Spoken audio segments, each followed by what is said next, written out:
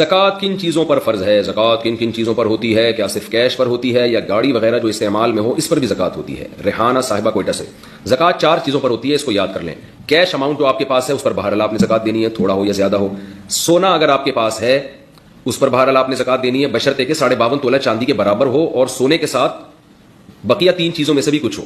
یعنی خالص اگر سونا آپ کے پاس ہے اور پیسے بالکل بھی نہیں ہے، چاندی بالکل بھی نہیں ہے، تجارتی مال بالکل بھی نہیں ہے، صرف سونا ہی سونا ہے، تو پھر 7.5 تولے سونے سے کم پہ زکوٰۃ ہوتی نہیں ہے. لیکن عام طور پر ایسا ہوتا نہیں ہے.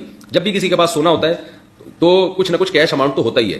تو اس لیے پھر ایسی صورت میں سونا نہیں دیکھا جائے گا، بلکہ یہ دیکھا جائے سونا اصل نہیں دیکھا جائے گا، بلکہ سونے کی ویلیو دیکھی جائے گی کہ 52.5 تولے چاندی کے برابر سونا ہے یا نہیں. اور وہ آدھا تولہ سونا بھی آج کل 52.5 تولے چاندی کے برابر ہو جاتا ہے. تو اس لیے دوبارہ بتا دیتا ہوں، 4 چیزیں دیکھنی ہے: سونا، چاندی، کیش اماؤنٹ اور سامان تجارت. تجارتی سامان کہتے ہیں وہ سامان جو آپ نے بیچنے کے لیے خریدا ہو اور اب تک بیچنے کی نیت آپ کی باقی ہو. یعنی جس دن زکوٰۃ نکالنی ہے نا، جو زکوٰۃ کے واجب ہونے کی تاریخ ہے آپ کی، اس دن بھی آپ کی بیچنے ہی کی نیت برقرار ہو، درمیان میں نیت تبدیل نہ ہوئی ہو.